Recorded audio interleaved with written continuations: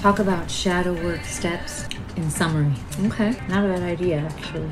Last concert, Florence and the Machine, I think. How was the music, by the way? Is it loud? This is Guava by Tunnel Visions.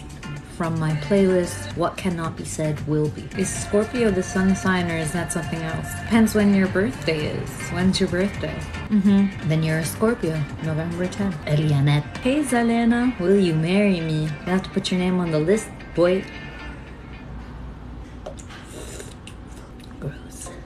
I don't know, man. I don't know what it means. I don't know what it means. But your paths are probably intertwined in some way. What do you think about aliens? I am an alien, duh. Tarot de Marseille deck, either get the Yelv Bendov, Los Corabio, or the Jodorowsky one. Jodorowsky one is great. It's really faithful to the original. Hey Cesar, where can one learn more about the arts? I mean, you know, just read the arts. Go to a museum. You have a filter on that makes your hair curly. You know, honestly, sometimes I kind of wish I could do without this mess every day. But here we are. Are you Christian or Muslim? I'm Kroslum. Can I be both? I'm neither Christian nor Muslim, but a secret third thing. No, Zalena, I haven't heard of it. I'm gonna write it down though. The Know Thyself podcast. Know Thyself. How sweet is that coffee out of 10? 11. It's an Oreo ice cap. Curiosity is my religion. Thank you, Billy. I am a curiositist. Tarot, astrology, alchemy. Oh, okay, very cool. I'll check it out. Check out Awake Not Woke podcast. All right, let's write it down. Let's add it to the list. Why don't we? Awake Not Woke. The Curious Cats. Yeah, you guys understand me. Oh, which literary hero? Back from the borderline I know of. I follow her on Instagram. And by the way, if you're not following me on Instagram, do you really love me? No. No, you don't, and I won't believe you if you say you do. Essentially what I'm saying is if you haven't already, go follow me on Instagram. Which religion do you believe makes most sense based on your studies? Based on my studies, I will tell you, no religion was written to make sense. None of them make sense. The point is for them not to make sense. Religion is trying to give you a reconciled paradox. Religion is the reconciling of paradoxes in different ways depending on what culture the religion is rising out of. So it can't make sense.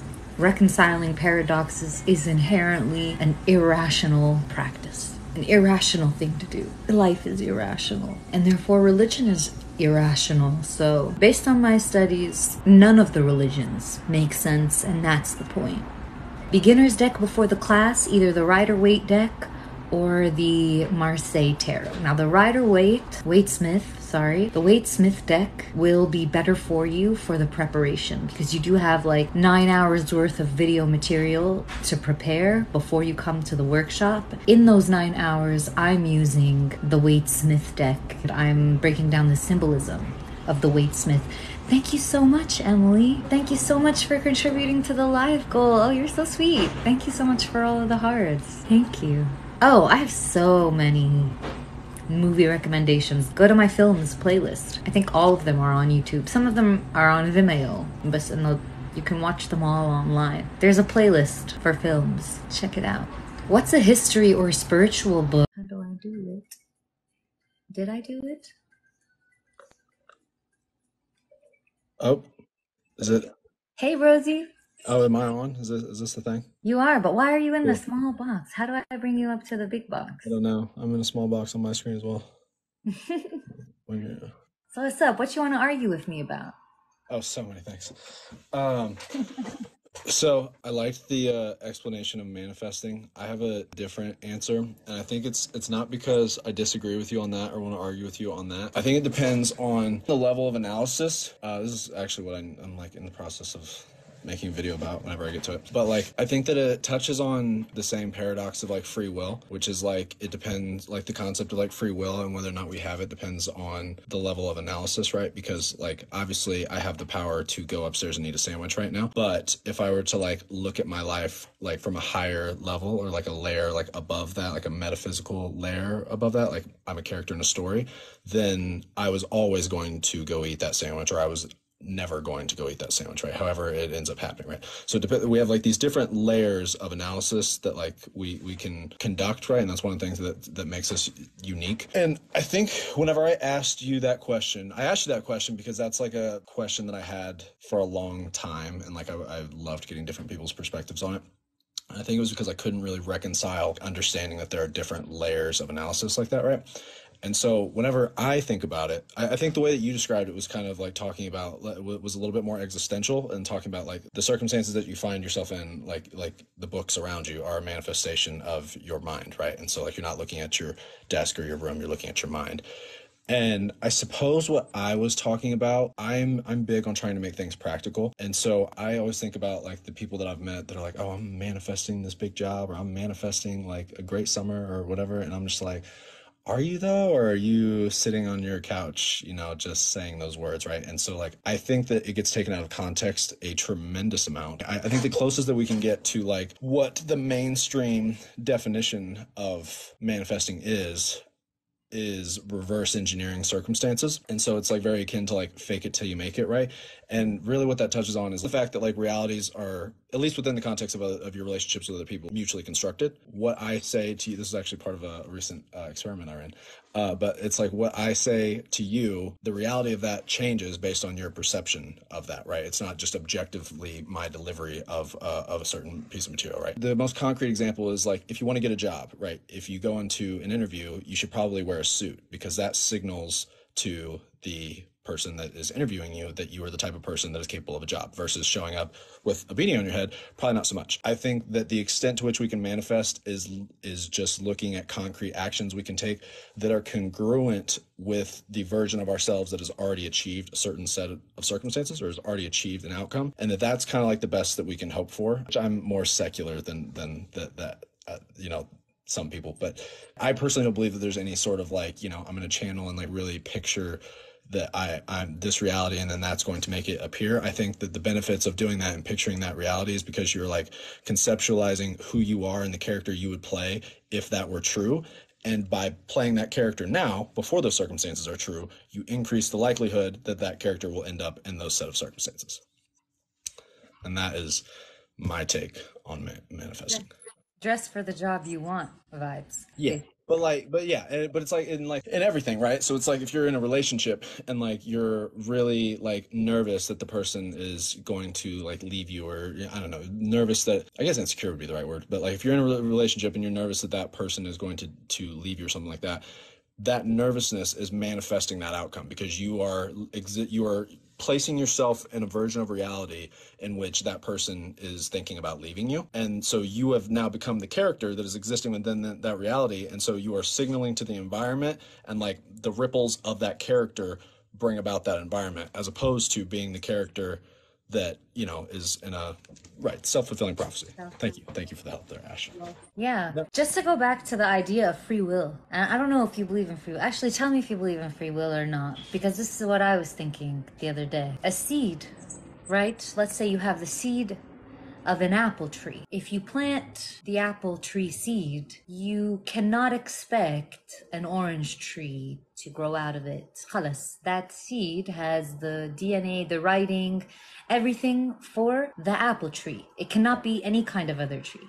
But if it is written in the seed that this will be an apple tree, does that mean that every branch that's going to grow out of this tree is written, every leaf that's going to fall and when it's going to fall, whether an apple is going to get picked or not, and how many? Like, to me, at least, there's this force, an initial force, but it only reaches so far before the rest is just chaos, just freedom, really, if you know what I mean.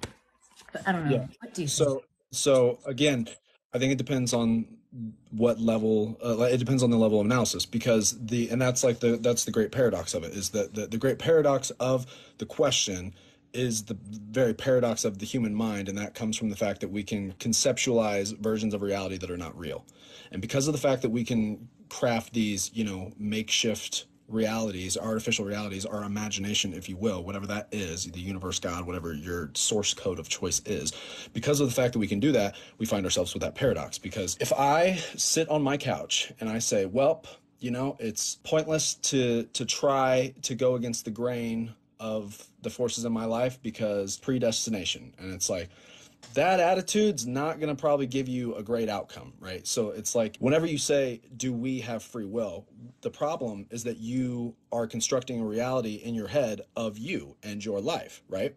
And because of the fact that that is not objective reality, that is a malleable thing in your head, that is why it's not fixed. And so you can say things like, if I say, it's pointless to go against the grain of the forces in my life because there's predestination and my outcome is guaranteed. It's like at the very meta level, yes, but having that attitude is going to, that is also part of the existentialism, right? Where it's like, if you have the attitude of nothing matters, whatever, then that is the fixed reality that you could not escape from. So I would say the short answer is no, I don't believe we do have free will.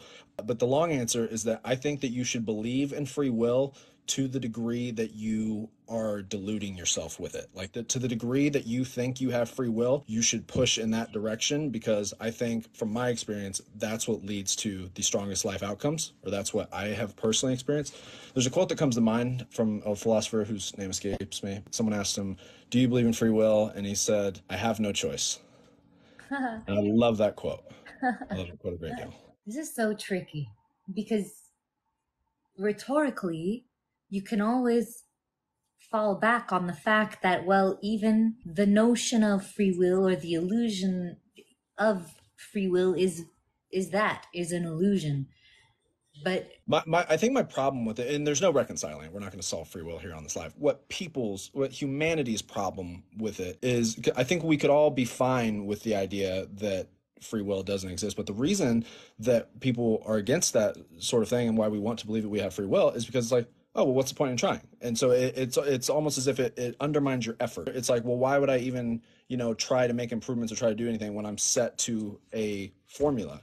And it's like, even as you're constructing you're altering your formula in a way that is not conducive to into positive outcomes for your life. And so it's like, I think that the only way that you should utilize an idea or a mental model is if it can serve you and give you good things in your life, however you defined that, right? Define that. So that depends on your values and things like that. But however you define a positive outcome, I think that's how you should use an idea. So if the idea of free will helps gravitate you towards a positive outcome, then that's for sure what you should utilize. If the idea of no free will gravitates you towards a positive outcome, that's for sure what you should utilize, right? And so, like, an example of that is, like, if I break my fucking leg standing up right now in this chair, then, I would like to believe that that was just meant to be. And that would probably do me some good emotionally to just accept that that was always part of my destiny. But if I don't have money to pay rent this month and there's 2 weeks left in the month, and believing that, I have the power to change that and whatnot, I think that would gravitate you towards the possibility of actually getting the money and paying the rent. And so I define that as a positive outcome. And I think that that's probably as helpful of a framework as you can get. But again, it's a very tricky. But in that, what you're assuming or what you're suggesting is that you do have the free will to choose what you would like to perceive. Even if it's a minuscule or only to an intellectual degree, you have room to decide whether you would like to interpret this as meant to be or as something that you must change via your free will. And that in itself is an expression of free will, or else it would be predetermined. I guess you wouldn't be able to have that. So I see what you're saying. Okay, so that brings us to the point of how we're defining free will, which is another place where most people just get off the rails and why people can never resolve this discussion.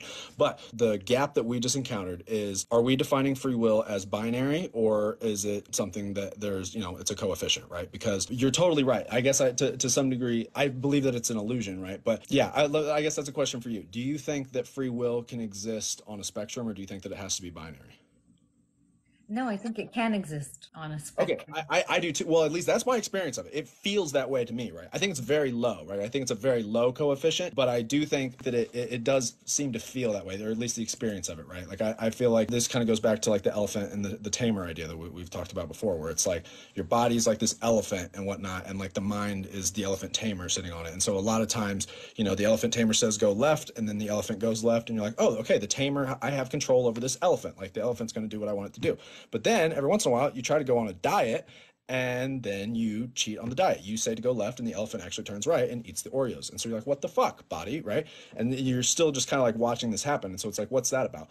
I think that if free will exists on a spectrum, then it's like it has like a 1 to maybe 3% say like in the decision-making process of the elephant. But to me, which I would feel satisfied with that as the conclusion, but to me that feels like a cop-out, because I'm like, okay, well, if it's anything above 0, then that's really the whole interest in discussing the topic at hand, right? Because it's really kind of discussing about like the nature of a soul or something, right?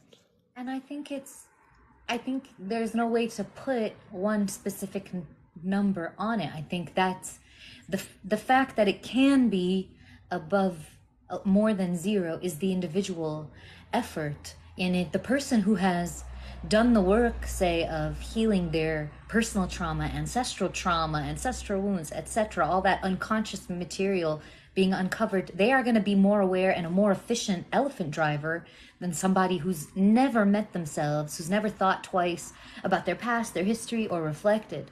So those two people I can't at least imagine if we're talking about free will on a spectrum, and I'm connecting the elephant rider and free will and what moves us to our DNA and our collective memory and our collective unconscious ancestry, heritage, etc. If it's a spectrum, then you get to decide how much how much willpower, essentially, you're going to have access to. It's like the Nietzschean will to power. If you decide not to do anything at all, like I was saying earlier, you'll just naturally turn into your parents. That is, without any effort, that is what is written for you in your blood, to be whoever brought you up, mixed with your ancestry, and if you're lucky, maybe a little bit better. So is that to say that free will can only express itself if it's going against the grain of your programming? Because that doesn't feel right. Or exceeding beyond the bare minimum of your programming's production. So like a cultivated, well taken care of flower bed as opposed to an entirely wild flower bed, if you know what I mean. Does that make sense? No, I understand what you're saying. I think this conversation's made me realize that I really don't believe in it at all, actually. You don't believe in will at all? What? I don't think I believe in it at all. Which doesn't, I'm one fucking person, fuck me. But I think for me personally, I don't think that I believe in it at all, because I think that like if you really like pinpoint the definition of it, it is referring, like if you take your life in a frame by frame manner, right? It's we break down this linear, like continuous thing. Let's take it frame by frame, right? So me in like half a millisecond from now, right? It's like I think that the brain is a computer or a calculator of sorts, and that there are a number of variables that play a role in my decision. I don't go eat because I want to go eat. I go eat because my brain tells me that I'm hungry and I need nourishment or I'm going to die. And so it's like, what about when I don't eat? What about when I don't eat when I'm hungry, when I'm fasting? When's an example? Well, you're doing that because you're fasting. What if I'm just, I'm hungry now and I'm like, you know what? No, I'm not going to listen to my body. I have that free will. I can do that. Whereas an animal would have to eat or find food or starve. Well, so, I mean, I acknowledge that humans have a prefrontal cortex, and so we do have advanced chains of reasoning and, different departments, if you will. Like, if you think about the brain as like an organization, right? It's like primal animal is a brain with like a few, like we'll say arbitrarily 3 departments versus the human mind is 10. And so it's like there are more people involved in the decision-making process, right? And so I think that decision, that example you gave, is a representation of the natural force of that department, the department that said, fuck it, we're going against what the elephant says. I think that department is just as embedded into like the fabric of reality with its own like natural movement to it. Like the same thing that makes that department move is the same thing that makes the wind blow, right? And I think that is just a representation of that department vying for power, which, not to get into power, but that's I don't know. Like I said, there's resolving. There's certainly no resolving free will. Not on this live.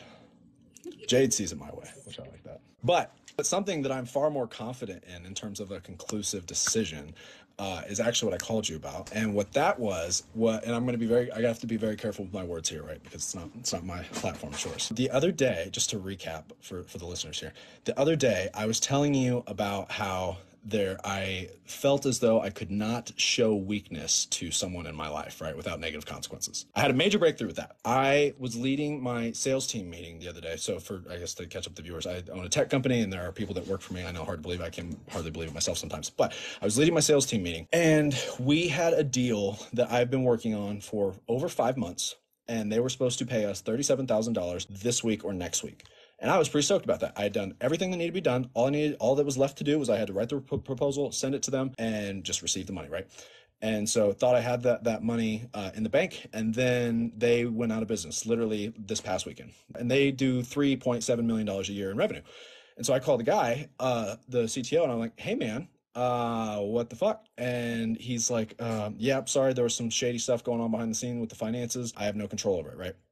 And so long story short, I lost that deal. I did not get the $37,000 from these people despite working on this deal for like 5 months. I was kind of bumming about that, that's a natural thing to bum about. So I was talking about it with my sales guys because I was going to use some of the money from that to buy some extra infrastructure for them. I noticed that in showing, and being bummed about that, they were kind of like questioning. They're like, well, is the company okay? Like, are we going to have jobs? Like, are we, you know what I mean? And whatnot. And I'm like, oh no, like we're good. We're fine. Like everything's fine. It's not like that bad. It's not that essential. I'm just kind of bumming because I thought we had a deal. And what it made me realize, like in that moment, I was kind of like, oh shit, I'm in a position of leadership right now. I have to regain my composure because I'm setting the tempo. If I'm not conveying that everything's good and everything's prosperous, then they will not be doing that either. And it just made me realize that the fear that I had about showing someone weakness in my life had nothing to do with the dynamics between me and that person. It was because in that dynamic, I am typically the leader with that person. And whenever you are in a position of leadership, you can't really show weakness without expecting the people that are following you to question your leadership. And that was kind of my breakthrough. Well, you just reminded me of the I think you've read it, the Robert Greene book, The 48 Laws. I think one of the laws is actually knowing when to be vulnerable or knowing when to show weakness. Like, I think part of being a good leader is, like, I feel like you have a particular issue with weakness, showing weakness, but it's like it can still be a strength, can't it? Can't there be moments when saying, look, I'm vulnerable right now, can't that be powerful for a leader? I think so, because it just shows you that your leader is human. Like, I don't know. Right. Or do you sentence not right want to there. see that your leader is human? Maybe Right. maybe No, you see don't. that sentence right there, right? It's the seeing that your leader is human. I understand the intuitive response to that is that if you never show weakness, then you're faking it. It's inauthentic because you're human, you're vulnerable. Everybody has moments of weakness, right? And so it takes strength to own that and to convey that and express that in a way that doesn't compromise your entire being. That is not what I'm disputing. I think that what I am suggesting is that so long as authenticity is maintained, it would be more ideal if you were in a position of strength than a position of weakness, by definition. And so having that in mind, that all else equal, more strength is better than less strength, not with regards to other people or saying that other people are better than others, but I'm saying for you yourself, all else equal, more strength is better than less strength. Physical strength, emotional strength, intellectual strength, financial strength. By definition, strength is good. It helps us achieve things. It helps us, navigate and manipulate the world around us in ways that can better us and they make things better for us and better for the people that we care about. And so, that's just a qualitative assessment of what strength is, right? Whenever I think about being strength and leading from a place of strength, I think about it as what's that analogy? The burn the boats or whatever, like the people that were storming the castle and they the man knew that they were up against terrible odds and knew that they were outnumbered, and so he burned the boats whenever they touched down on the shore. Do you know what I'm talking about? It's a very popular euphemism. Thermopylae, like the 300 battle. No, it's I don't remember the specific battle. Maybe that's the one, but I mean it's a popular euphemism, burn the boats, right? And that's how you maximize your chances of success. Like you have no backup plan. You can't turn back. You can't run the other direction. Even though what's in front of you is very scary and intimidating and the most probable outcome is failure, you maximize your individual chances for success by burning the boats. That way you can't run away from it. It's sort of like how, if I'm going to quit smoking cigarettes, let's say I have 100 packs of cigarettes in my house right now. If I'm going to quit smoking cigarettes today, I should probably throw away all of those cigarettes, right? The only reason that I would keep those cigarettes is if I was doubling back, I was leaving open the possibility for me to double back. Do we agree on that premise? Yeah. So it's like when I think about strength and power and things like that, I think about them in terms of like forces. Like it's not necessarily about a person, it could be any sort of force, right? Thank you, the person that said it was about the Vikings. Yeah. So it's like if you're in a position of leadership, it's like pretend you're in a long line of people and you can't see the leader. You can only see the person in front of you. You can see a few people in front of you, and that's about it. If suddenly the line stops and then the leader is like, "Well, hold on, guy," something stopped. You're like, "Whoa, shit! Is this line not going to go forward anymore?" Like it's showing trepidation. It's showing uncertainty. It's showing that force might not be powerful enough to continue on in that direction. And that force is just an arbitrary idea. It could be the force of, love, or the force of your own, will to do something, or whatever it means. Force is relative. But I think that like if you are leading other forces, if you show weakness, then it shows uncertainty, or it's as if the force stops going in one direction and it kind of like stays level for a moment. Does that make sense? Yeah, like the confusion can trickle down really quickly, Right. really easily, and just kind of unravel everything really fast. And so Joe Lewis said, so you just blindly trek on without considering your options. That's the other danger, right? Is because you certainly don't want to just blindfold yourself and march forward, because that leads to a lot of people walking off cliffs. That's the great debate here, though, right? Because let's say that let's say that everybody on this live is running towards a closing doorway. We know that if we don't make it through the doorway, and there's a certain part of the path that after we walk off this path, then we are either have to make it through the doorway, or if the door shuts before we get there, we are going to fall and then we are going to die, right? And so as we are all running towards this closing doorway, there's going to be two different types of people. There's going to be the types of people that are just sprinting blindly, and then there's going to be the people that are like, shit, I might not make it, and stop, right? And the people that do that, we know for sure that they don't have the worst outcome of falling and dying, but we also know that they're not going to make it through the door. And so if we go back to the people that are sprinting blindly, there are going to be some that even though they're sprinting blindly, they still don't make it. And that's the scary part. But there's another group that is also sprinting, that the only reason they made it through the door was because they told themselves they could. I mean, that could be like another tie back into the manifesting conversation, but like because of the fact that they had that unshakable doubt, that conviction, that force did not deviate, they didn't stop. That's why they got through the door. And that's why you see videos on the internet of like people they'll run from like a rooftop to jump into a pool, right? And like one of them typically the person who's first will run and jump right off the roof into the pool just fine, and then someone else will kind of like run and be like, whoa, and like try to stop themselves, and then they just end up falling over. I don't know if you guys have seen videos like that, but I'll send you one later. But that's kind of what I think about.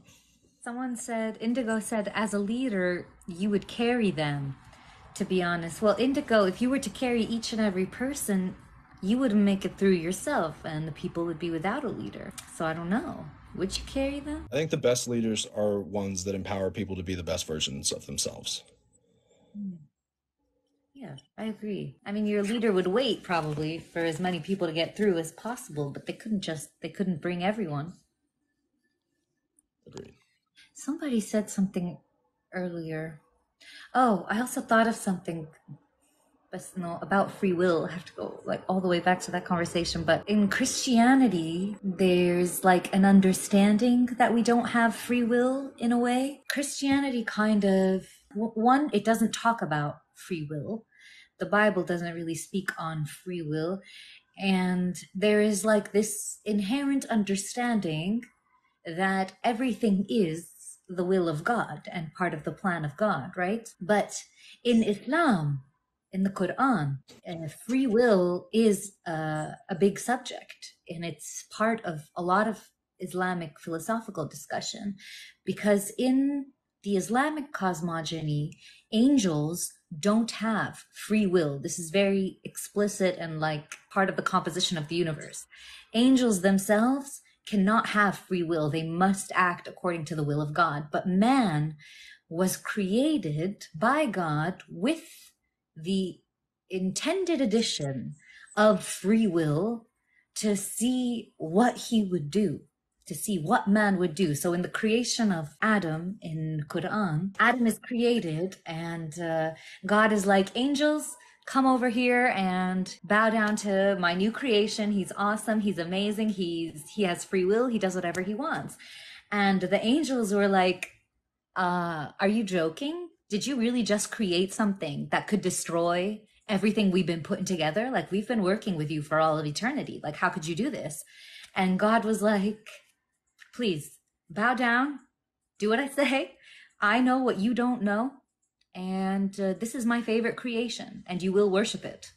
And that's actually when Satan in the Quran, Iblis is his name, he decides, he looks at God and he's like, there is no fucking way I am going to bow down to some little clay model that you just made. I'm a fire being. I won't bow down to this thing. It's inferior to me.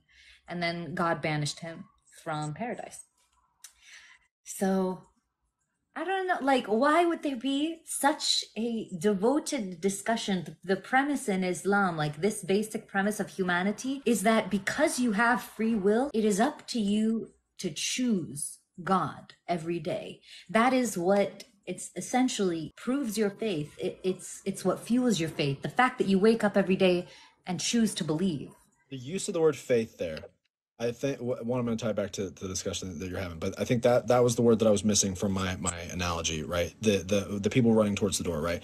Where it's like faith is not a silver bullet, right? You can't have faith that you're going to be the richest person in the world, and then that's not a guarantee that will happen, right? There are certain things where faith has limitations, but there are also certain things that you can only achieve with faith. Like, there are certain things that you can't ever achieve even with faith, but there are certain things that you can only achieve with faith. And so in my analogy of the people running towards the door, the people that make it through the door, some of those people, they only made it through because they had the faith, they maintained the faith the entire time that they were running, that they were going to make it towards the door. Because if they let the thought of failure creep into their mind, if they let the fear that I'm not going to make it through the door, the outcome of that thought is I'm going to stop running towards the door because I'm just going to run right into the door. Why would I do that, right? I read a book one time. It was like the book that Napoleon Hill based Think and Grow Rich off of, which those books have basically just been a never-ending series of pirating the one before it. But it was the one that Napoleon Hill ripped his off from. And in that one, the name escapes me, it's got a purple cover. And that one, the individual talked about how the brain is like an army and every single brain cell is an individual soldier. And the most effective armies are the armies that are unified and all going in the same direction. I truly believe in that, and I think that is where like the notion of like free will comes, is trying to unify the forces in your mind. I think that's what the concept really is, and like the use of faith. In Freemasonry, this is like a big tenet, right? So Albert Pike, he was like I don't know, a big like 33rd degree master mason, Scottish Rite, whatever. They're doing sketchy shit at that level, by the way. I know one who's at that level. It's real sketchy shit. I don't know. That's a whole other conversation. Yeah, you're right. Sorry. Go ahead. But in Morals and Dogma, in like one of his tomes on, the inner workings and the secrets and mysteries and whatnot, he talks about how he pretty much uses the same analogy that you just used, except he likens all of the parts of the brain working together to all of the people's mental energy working together and being harnessed for a certain reason. So like, for example, we have things like egregores, right? Like an egregore is a concept that enough people believe in and conceptualize in the same way that it starts to take on a life of its own, right? Like Beelzebub. Consciousness.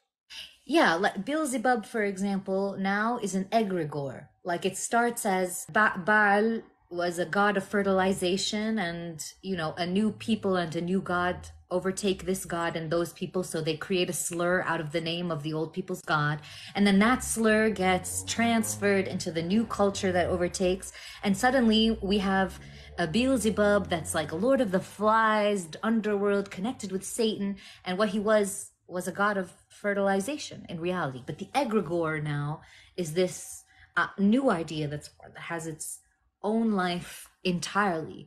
Okay, so there's the real Baal, right? And then this Beelzebub. But even though Beelzebub is not necessarily the real god or the original god, it doesn't mean that the new thing, doesn't have a power of its own or an existence or like a magnetic field of its own. What were we talking about? Why did I get to Armies being unified and whatnot, and you were scaling that up. So instead of like the brain, your people. Yes. So you take an egregore like this, like Beelzebub, and then you project it on, say, Muhammad. And now you have an entire population of Christian Europeans who all together are focused on the one thing, and that is the removal of these Satan worshippers from like European lands, for example. And what comes out of it, what's born out of it, what the steam or the golden thing that comes from this unified force is something like the Crusades or the Crusaders' army. No, I love that you bring this up because I have a really great addition to it. It drives me up the wall because, I try, me, I try to put everything in terms of trying to be as secular as possible. And I tried, I'm, I think the religious folk call me a reductionist, right? I believe that human beings are, I believe that to be the most likely outcome. Like on the record, I'm agnostic. I could see it going either way. I acknowledge I don't know a fucking thing, right? But gun to my head, I'm a reductionist. I think that we are like all piles of meat that can compute things, right? And that can be depressing for some people, so I understand why I get hate on for that. But even with that being said, even with that being my default mode and trying to make things concrete and practical and secular, there are things that throw me for a loop. And one of those is kind of right in line with what you were talking about. And they ran an experiment where they put random number generators all over the globe, okay? They put these random number generators all across the world, and then they would collect the data and they would look for discrepancies in the data, clear trends or outliers in the outputs of these individual random number generators. Guess when the biggest deviation was? They set these up in the 90s, and then they let it run for like, we'll say 20 years. Guess when the biggest deviation was in the output? When? 9/11. Oh, interesting. Wow. Now, for people in the chat that might misinterpret that, not saying, oh, 9/11 was an inside job. They correlated with the number generators. What I'm saying is, sorry. Anyways, what the point is that why would the biggest deviation be on 9/11? The only conclusion that most people can draw is everyone on planet Earth was thinking about the same thing on 9/11, and that's pretty interesting, and that brings up like concepts about like the power of minds in unison, and like this concept of global consciousness, and how each individual mind is basically just a node in a network. More explicitly, that like not only do we have connection, what that suggests, I guess you could say explicitly, truly, what that suggests is that there's a tangible, quantifiable connection between the nodes in the network, and also connection between the network at large and the surrounding environment, or maybe the entire environment is the network, depending on your interpretation. And that is something that is difficult to reconcile as a reductionist, not gonna lie. But that's the same question, right, that I was talking about like an hour ago, that the same connection or the same kind of entanglement that exists with the unconscious mind, between the unconscious mind and the physical world, essentially, and the way that we think things to existence, sometimes, most of the time, actually, unconsciously. Like, for example, the way that if you watch any show, any TV show, Hollywood-produced TV show, from the 80s to the 2000s, there is not one television show that does not mention Donald Trump. He is in every single television show. Like he goes through in passing, either as something important, something funny, something about his towers, something about him being at a party. A lot of it is him being at a party. Trump is going to be there. We're going to see Trump. They spoke to Trump, and I then don't know. bam, I see. I don't know if I agree with that. I mean, I don't know. I suppose I'm not. You he know, is admittedly, I'm Mans, not. Mans was in the unconscious, like was literally in the unconscious of the population. Like he he spread himself throughout every Well, I piece think he was of just really American culture. flamboyant, right? I don't think that I was Well, I think that what it was is that he positioned, and we're drifting into super dangerous territory here, but and so I'm not going to stay here long. But I think that what it was is that he positioned his brand to be closely associated with money, and like that's why like Trump Towers are gold and whatnot and things like that. And even his name, like his original name wasn't Trump, right? It was some other something that didn't really sound triumphant, right? And then he changed his name to be more brandable, right? So he took strides to, I'm not going to make any assessments about the efficacy of these strides, but he took strides to associate his name with winning and with money. And I think that those two themes are something that are, yeah, thank you, Drumpf is what it used to be. And by rebranding himself and associating himself with money and triumph and things like that, he became, those are two things that are very much so commonplace to be thought about. I don't know. I would have to do some reading or The like some history name, on TV shows, but even the name, like his name is in itself a manifestation. The same way the Titan was a manifestation. Like whoever named a submarine Titan said, I would like to be buried in the deepest, darkest place ever. That is the fate of the Titans. Like in ancient mythology, that's what Zeus did to them.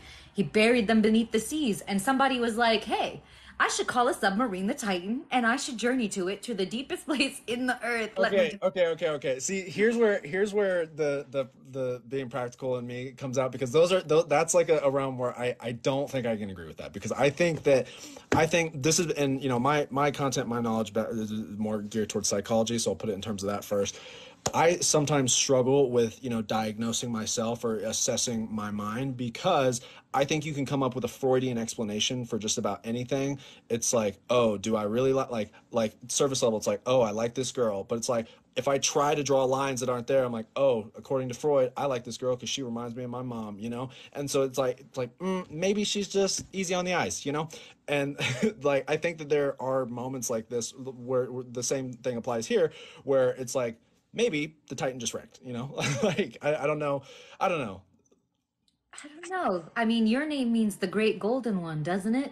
You got that golden hair, you're an No, it doesn't. It overachiever. means it's the I can't die or some shit. I don't know, which I'd The bet great probably not. immortal. The great immortal. That's Yeah, right. That's which right. That's right. I'm calling Cap personally, but we'll see. I mean, Well, you're calling Cap, but if we were to observe what you do and what you've been trying to do and what you're constantly doing, and the fact that you have big goals to achieve in a little amount of time, you're like someone who wants to burn fast and bright.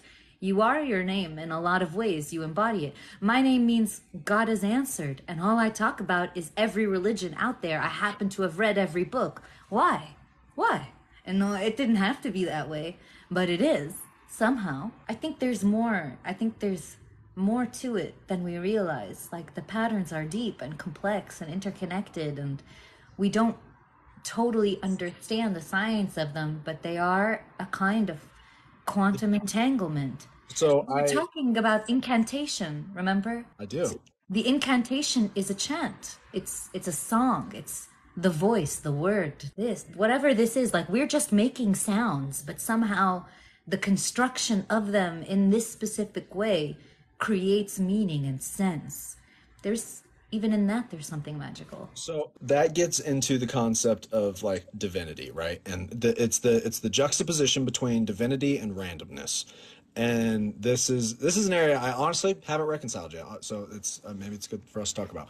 But it's like there's a couple different viewpoints you could have. The first viewpoint you could have, which I think is what you are suggesting, is that everything is divine and that there is no randomness, and that I'm not ambitious because I'm ambitious. I'm ambitious. That is directly correlated to my name. And you talk about religious texts because it's directly correlated to your name, and like all of these different things, right? But it's Go part of ahead. the chaos. It's part of the chaos. I'm not saying there's no randomness. So okay, so maybe that's not what you're saying, but that's the first perspective that a person could have, is that everything's divine, right? The second perspective is that everything's random, and then the third perspective is that it's somewhere in between. I struggle to accept that it's somewhere in between, because to me suggest one of two things. Either one, there's divine intervention, which I don't personally believe in, because I don't know. I think that physics make more. Well, we don't understand physics either. I don't know. I personally don't think that I believe in divine intervention. I think that humans are just imperfect and incapable of understanding how one thing leads to another, and like sequentially speaking, we can't always follow the dots, right? So that's the first thing that could suggest, is that there's divine intervention, which I personally don't buy. The other thing that it could suggest is that God or the universe, or I like saying source code. I think source code's neutral. That the source code only cares about specific events and not others. And so it's like, okay, well, there can be chaos over here, but there needs to be divinity right here. Austin and Brozi needs to be ambitious. You know what I mean? Like, and that, I don't know. I struggle to reconcile with that as well. Source code is a great word, by the Right? way. But what if the name itself is a kind of code? And it is an expression of the source code. And I'm not saying that there's anything divine. I'm not saying that there's anything that chooses one thing over another or has favorites. I'm saying that, well, what I was saying from the very beginning, the source code is rejection of death, rejection of nothingness, something rather than nothing is all that the source code says. Like I was saying, how you lay down concrete and yet a rose can grow out of its cracks, because life will find a way. The source code wants to express, you know? I agree with that 100%. I just think that the dangers, I don't know. I personally think that I try to err on the side of seeing more randomness than more divinity. Because though I think that is, I don't know, I guess a darker way to look at some things, especially when things aren't all like bright and sunshine, right? The reason that I try to err on that side is because I'm a bit of an extremist sometimes. And I think that you run the risk, whenever you think that everything's divine and that there's connections between everything and whatnot, I think that's when you start falling into the same pathology that conspiracy theorists fall in. And it's like there are no coincidences, and it's lizard people, and which, I'm not going to get into that, because that lady did seem pretty convincing on the plane. But the point is like, I don't know. I think that in my life, I have found that there has to be randomness, because if there's not randomness, then I go insane. Oh, yeah, I agree. But it's like what I said earlier. I think that the seed, the source code, expresses itself, forces itself onto nothingness. Like, if, without life, the blank slate for life is nothing, and life is the something, the source code expressing. And if it's in a seed, then an apple seed will create an apple tree, but the seed itself will not control how many leaves exactly that tree will bear, how many of them will fall by October, and how many will last until mid-November. It's like the code reaches a certain point where everything just kind of eventually spreads out into chaos, into the randomness from that source. And it, like I said, it's not going to be an apple tree. It's not going to be, an orange tree, but it might have, a ridiculous amount of leaves, or a bad fruit, a rotten fruit. Like, was the rotten fruit written into the seed, or did it just randomly happen? I think that's where the randomness comes in. Yeah, I think the biggest thing is that humans are not perfect. And so the notion that there's another quote that comes to mind, that if the human brain were so simple that we could understand it, then we would be so simple that we would be unable to. And I think that carries a lot of weight with regards to, like, it's like, well, if we can't even understand our own mind, then like the arrogance to suggest that we can understand the mechanics of the universe and the source code kind of seem like a fool's errand in that regard. And like the seed analogy is good, because what it makes me think of is deterministic outcomes versus probabilistic outcomes. And so it's like there are certain things where that outcome was always going to happen, right? Or I don't know. We can reasonably, depending on who you ask, some people would say that you can't reasonably conclude anything like with total conviction. But I think that it's reasonable to assume with total conviction that if I hold this ball up in there, the moment that I open my hand, the ball is going to drop, right? And that's going to happen every single time. And that is a deterministic outcome because the law of gravity is fixed.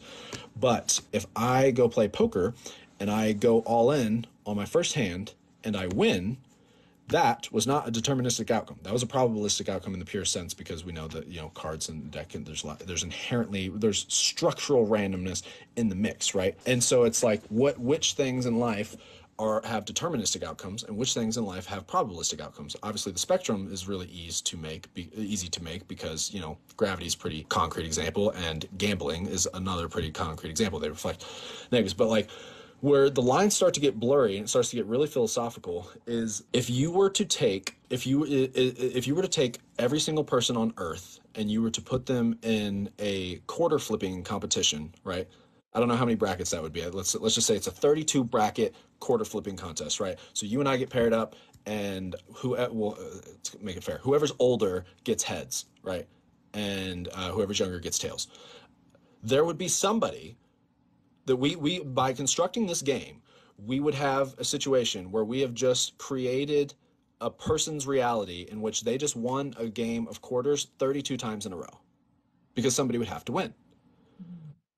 And so like stuff like that it's like, well, do we have like what is probabilistic and what is deterministic, you know, or is it all deterministic?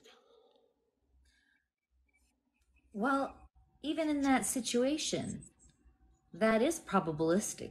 No, like you can't really know who is going to win. If we were to have a coin tossing contest, you couldn't really, you could say probabilistically maybe who is going to win or the probability of each person winning, but you couldn't say for sure who would win what. No? Right. No, that's fair. I mean, it's less about who would win and like more about, I mean, maybe Or that's how many times, or you know, like there's so many probabilities. They're endless. Especially if you have like 32 people playing 32 matches. The more people you have and the more matches you have to reaching the final winner, the larger all the probabilities come, or I guess, you know, the smaller. Okay, here's a thought experiment, and this thought experiment yields no conclusion, but it tells you a little bit more about yourself. Let's say that we had that, right? We have this person. You're the only person that wasn't in the bracket, okay? And so we had a 32 bracket. I think 32 people would cover the face of the earth, right? 32 rounds, yeah.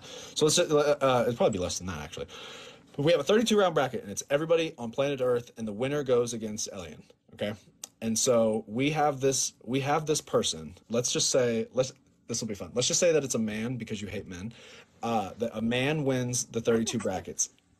The man wins the 32 brackets, okay? And then we have some announcer, and he's like, all right, Alien, here we go. It's going to be you versus the victor of the bracket. And this guy walks up to you, and he's got quarters like tattooed like beneath his eyes and shit. He's all about it. He's like, I've been flipping quarters my whole life. You know, I live for this. I die for this. Like, quarter flipping's my game, okay? And he just won a 32 round bracket. I just give him the trophy. I'd be like, bro, you deserve. But, that's the thing though. Is who would you bet on? Would you bet on this person to win? I mean, would you bet disproportionately on this person to win because they just won that 32 round bracket, or would you say it's a 50-50 shot? It's random. Well, it is a 50-50. I mean, it's because it's there's no skill in the game in flipping the coins, but I would advise you to bet on him because if he was playing against me, I'd give it to him. I'd be like, you deserve. I've just been sitting here waiting for somebody to win. It's yours. Like, I don't even. You've worked hard. You've done this. You got here. Like, you deserve it. Yeah, if he had quarters like face tatted on him, I'd probably be all right. This. Oh, for sure. It was written in the stars. This person. I wouldn't take that away. I would not take that away from him. No, never. Not my moment. His moment, for sure. Well, I don't want to hijack your live anymore. I appreciate being on stage. No, it was awesome. I'm really enjoying the conversation. I think everybody's enjoying the conversation. People have a lot of opinions. Yeah, they do. Guys, stop being rude. Whoever's being rude, I don't like you. And I know you want me to like you. So stop. Harris, you're totally right. I do like hearing my own voice. So does Elian, then, by the way. But no, that's not a bad thing. See, I'm defending you. They're talking shit. I'm defending you, and you're like, yeah, Elian too. You just threw me under the bus. No, well, I'm just saying. I'm just saying. Don't listen to this. No, there's. I think that we have. I think that we have different target demographics. I think there's gonna be a lot of people in your audience that don't like me. But there's certain things like that, like the thing I just said about like liking to hear your own voice. I think that there's a lot of things that society has told us are like bad or inherently narcissistic. I don't think it's bad to like the sound of your own voice. I kind of like that as opposed to the alternative, right? I do. I like the sound. I have a pretty voice too, so I mean, I'm fine, mine, I guess. yeah, But we have pretty voices, y'all. Of course, we're gonna like hearing them. thing I'll leave you with. I watched a lot of videos of your haters the other night after we got off the phone. I don't know why. I wasn't trying to actually. I was looking for your videos, and then I like found videos of your haters, and somehow I got addicted to them. And I was really. The thing is it was really comforting for me because I'm like. Which mad respect to you because it kind of just made me realize I'm like damn like I kind of get nervous about talking about like psychology and the best way to like live life and whatnot, but it's like man you would have a whole nother wave of haters if you even think to like give your perception of religious texts on the internet like whoa I can only imagine like You should see the emails. Okay. You should see the emails. The randos, the ones who have accounts without a picture or any name. yeah. Those ones, they're brutal. It's okay, I'm over them. They're assigned, hate, public hate and stuff like that. That's actually love in disguise. What do you mean by that? That they want to talk to me so bad, and my opinion is just so powerful to them that they can't even deal with it. Like, it's too much. They're not used to feeling this way. They're used to feeling vanilla about people. But I make them feel some type of way. Yeah, but I'm out of reach. So there's only one way to express that, and it's via pettiness and rage, I guess. That's a tricky one too because like there's the tricky part to accept is that the haters will be right every once in a while. Like every once in a while, you fuck up. Like some people, like not you specifically, but like people, like me, everybody. And so like that's a difficult one to reconcile. But no, it was I was really laughing at some of them. Well, we can talk about it some other time. But yeah, it was the Zionists because they're like there's an army of Zionists. Oh no, but that was what came to mind. And one actually maybe it was because there was one video that I saw and I was like, yeah, like in my head I was like, yeah, but what about the Zionists though? Like that was kind of fucked up, right? And the IDF has a department just for trolls. Like they pay people to troll anyone who says anything remotely negative about the Israeli government. And I did say something a while back and they just flooded in. They sent letters to my department. Like my I was going to ask if you've like ever had anybody like I don't know, find you on Facebook or like find relatives on Facebook and like if it's ever gone that deep. Oh yeah, I've gotten the death threats and we know your parents and we know where they are. They sent a letter to my department at the university asking them to remove me from the program. Like that's how nuts these people are. They're getting paid well, that's for sure. They're dedicated. But I'm still at school. Still gonna be a Twitchy Witch PhD. As you should be. Twitchy doctor. That's incredible. All right, well, I gotta get ready for this meeting. It's been a pleasure. Thank you for joining us, Brozi. It was awesome, and I think everybody enjoyed it. So, some people for sure did not, but that's okay. We'll do it again. I don't know how to leave. Never. Oh, how do I do it? I don't know. Yep, here we go. All right, later. Hey guys. Yes, I'm gonna be the Twitchy doctor, Dr. Twitchy Witch PhD. Professor Ilyan. It was a good conversation. I'm glad that you guys liked it. Twitchy doctor sounds appropriate. Yeah, I like it. Or twitchy professor. That was cool. That was fun. Brozi is fun to talk to. Came after my girl. I know. Can you believe it? He thinks I hate men. I don't know why. Does it seem like I hate men? I love men. I've dated more men than women. Twitchy professor. Brr. Brr. I don't. I really don't. He thinks I do. Thank you, Believe. Because I don't. I genuinely have love for everybody. Men assume a smart woman hates men. Yeah, actually, I guess that kind of makes sense. I don't know why, though. You've dated more men than me. Nice, Jacob. Created to let us know that you're straight or gay, but just very unlucky, I guess. You didn't look like his mother. Like Brozi's mother? Probably not. I'm imagining she's probably blonde and blue-eyed like he is. I look like a desert child. The IDF, do you love us too? Ooh, that's complex. That's a complicated question. That's a complicated question. Is Brozi in our server? No, I don't think so. I can invite him though. I'll tell him about it. Desert Queen. Can you talk more about manifesting, like how we manifest subconsciously? Sure. Yes, server. Before I get into the unconscious manifesting, yeah, we have a Discord server. It's the Twitchyverse.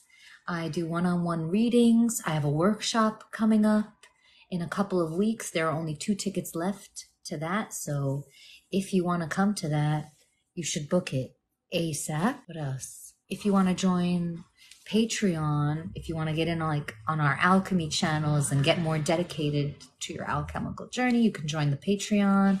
Access to, you know, secret channels. You can support me, my content, my building of community. We have book club, film club, tarot circles, bunch of events on the server. So check it out. It's the Twitchyverse at my website. Everything is at my website, twitchy-twitch.com. How long will I be live? Like 10 more minutes. My phone is going to die. I need to use the bathroom. But I want to talk real quick. Oh my gosh, you're the one who saw the Tostool ad. What's up? متجرته من ورق التواليت؟ متجرته من لبكة الشطاف؟ عجقة الشطاف ولبكته؟ نحن كمان. ومشان هيك جبنا لكم طستول. Anyways, why isn't my phone charging? Like I have it plugged in. Anyways, what was I saying? Unconscious manifesting. We, human beings, you can't join lives yet. It'll happen. As human beings, we carry a lot of unconscious material. If you were listening to the conversation, you heard us talking about an elephant and an elephant rider, right? The elephant rider is your conscious mind, your conscious awareness, and the elephant is all of the unconscious material that you're carrying, your body memory, your DNA, your ancestral memory and ancestral trauma. The elephant that you're riding, this giant ancient mammalian brain. Your conscious, reasonable self is just a little rider on the elephant.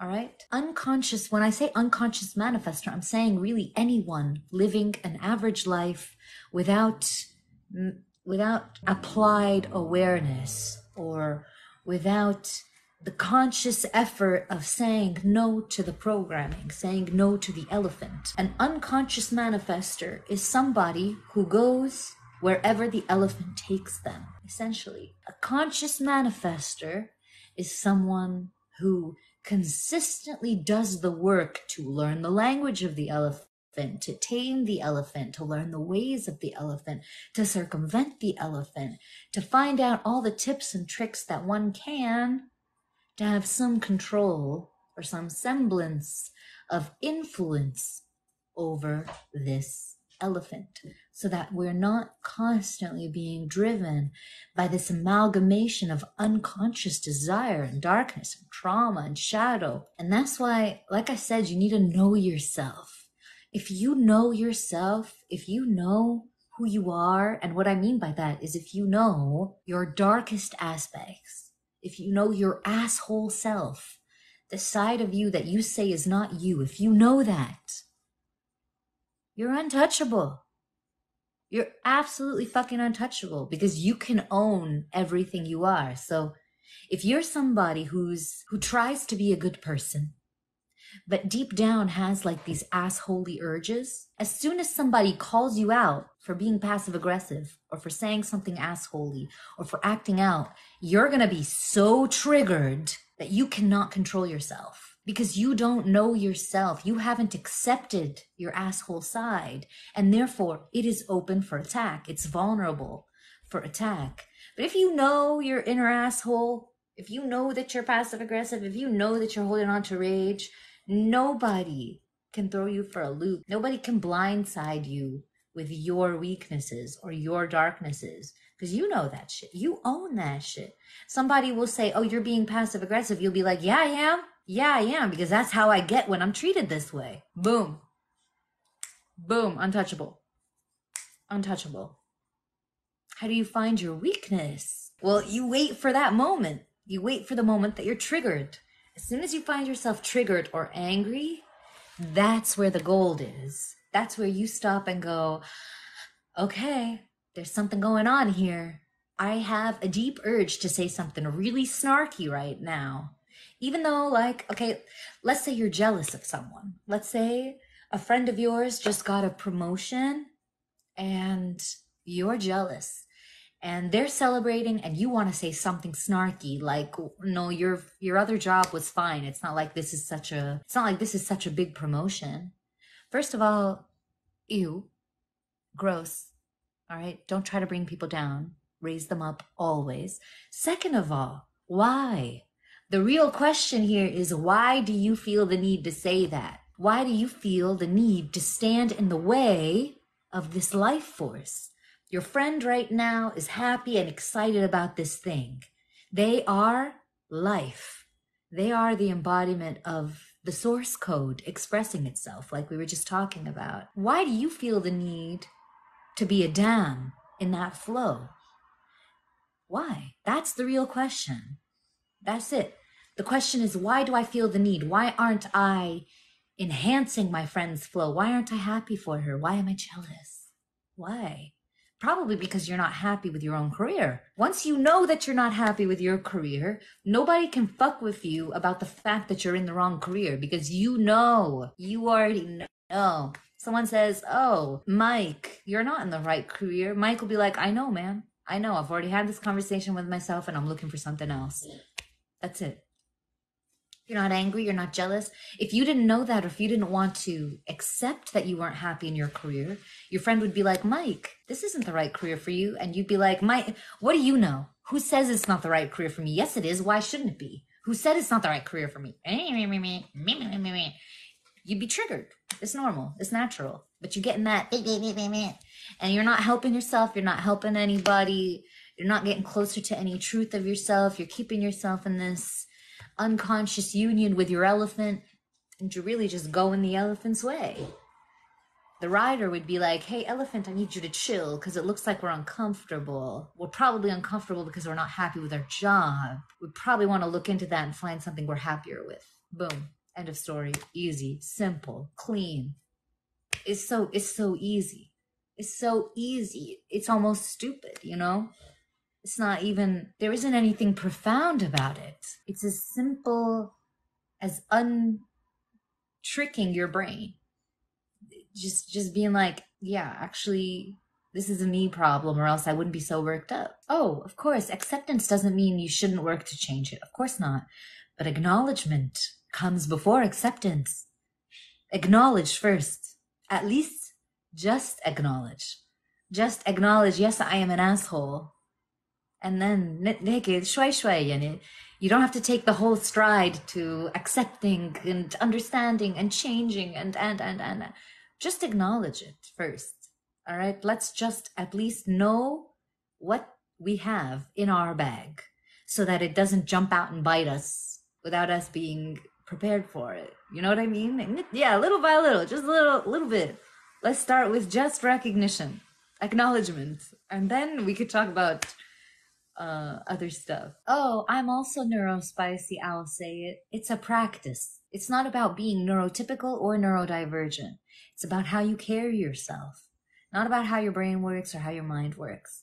It's about how you carry yourself, what you allow yourself to say, and what you keep to yourself, and what you decide to reflect on. It's a practice. Just practice. Do it once if you can. Do it the next time someone triggers you. Just stop and reflect, just for 1 second. And that's all. Just start with acknowledgement. Don't change. Don't blame yourself. Don't do anything. Just start with, okay, I'm an asshole. This is something I'm particularly assholey about. Tamam. At least I know it, you know? Yes, I have one book published. It's called Quickies, and it's a collection of alchemical thoughts that I wrote down during a very depressive period in my life. Yeah, Guys, I need to use the bathroom so badly. I'm having so much fun. And I had a lot of fun with you guys today and with the conversation with Brozi and seeing you guys again. It's been so long. I know I haven't been making videos and I know you want me to make videos. And as I told the Twitchyverse community, and if you're in the Twitchyverse, you would know this, I'm just going through a really big time. I'm just going through a lot of massive changes and it's really difficult. And I'm really introverted in this period. I just feel very closed in on myself. I'm really proud of myself for being able to come out and talk to you guys today because I haven't left the house. I haven't been able to face the camera. I've just been in the studio, reading, cocooned, going through a million things, crying, writing, processing. And yeah, I know you want me to make videos and I am going to make more videos because I love making more videos. I'm just recalibrating so that I can make good videos. I don't want to just make whatever videos, you know. But if you are looking for me and you want to chill and you want to talk and you want to have cool conversations and you want more updates from me, playlists curated, content curated, all of that, that's all in the Discord. So please check out my website, twitchy-witch.com, and come join the Twitchyverse. You're so sweet, Jacob. You guys are all so sweet. Thank you. Thank you so much. You guys rock. You're everything. All of this is for you. And, you know, I wouldn't exist. Twitchy wouldn't exist without y'all. So thank you. Thank you, guys. This was a lot of fun. I love you. I'm sending you all the love in the world. Please continue to raise the vibration of the planet. Have a great night. I will. I'll be going up that mountain. I'm always going up that mountain. This has been a particularly hard one. I'm not gonna lie, y'all. Like, this has been one of the, if not the absolute most difficult period of my life. It's been one. It's been one. It's been one. But I love you. Thank you. I'm obsessed with you. And if you want to hang out, come join our Discord. That's where I am, and that's where stuff is happening in the meantime until I get back to making videos. So yeah, stay hydrated and elevated. Thank you for that, Chisensikai. Love you guys and see you soon. Ooh, not a doctor yet, but we're getting there. Twitchy Witch PhD. What?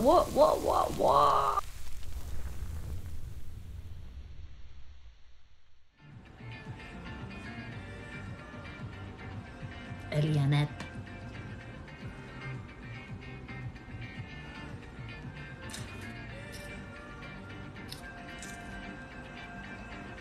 Hey, Zelena.